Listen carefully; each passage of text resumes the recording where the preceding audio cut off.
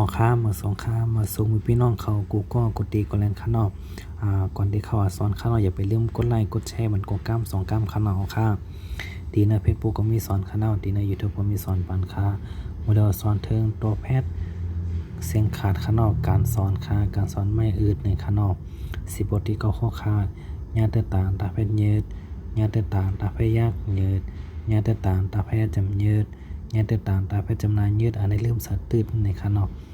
ญาติต่างตาเพชรจำได้ยืดญาติต่างตาเพชรได้ขึ้นยืดยืดยืดยืดยืดยืดยืดคอเจ็ดตาต่างตาเพชรตื่นตาต่างตาเพชรยากตื่นตาต่างตาเพชรจำตื่นตาต่างตาเพชรจำนาตื่นตาต่างตาเพชรจำเดือดตื่นตาต่างตาเพชรได้ขึ้นตื่นตื่นตื่นตื่นตื่นตื่นตื่นคอแปดท่าต่างตาเพชรถืด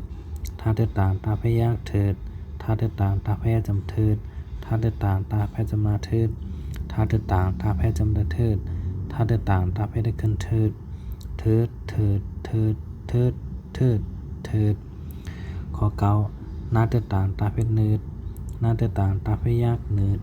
หน้าต่างตาเพชรจำนืดหน้าต่างตาเพชรจำนานืดหน้าต่างตาเพชรจำเตนืดหน้าต่างตาเพชรได้ขึ้นนืดนืดนืดนืดนืดนืดนืดข้อ10ป้าต่างตาเพชรปืดป้าต่างตาเพชรยากปืดป้าต่างตาเพชรจำปืดป้าต่างตาเพชรจำนาปืดป้าต่างตาเพชรจำเตปืดป้าต่างตาเพชรได้ขึ้นปืดปืดปืดปืดปืดปืดปืดออกค่าดวงเงาในกล้ามขานอกเขาโคค่ายืดยืดยืดยืดยืดยืดข้อ7ตืดตืดตืดตืดตืดตืดข้อ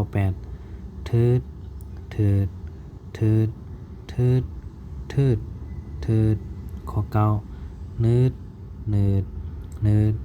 นืดนืดนืดข้อ10ปืดปืดปืดปืดปืดปืดหอค้าข้อ6ในกล้ามขานอกยืด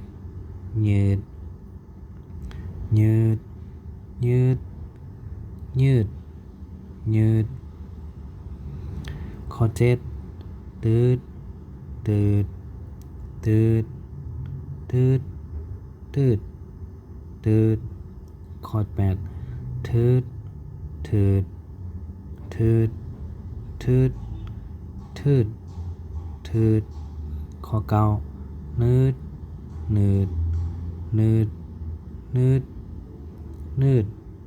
นืดข้อ10ปืดเปิดปืดปืดปืดปืดออค้าอย่าไปลืมกดไลค์กดแชร์มันกดก้าม2 ก้ามขนอออค้าก็เลยกดไลค์กดแชร์ขนอเฮาอยู่ในกินวันมีเงินมีค่ามันกดดีกดเรียนค่า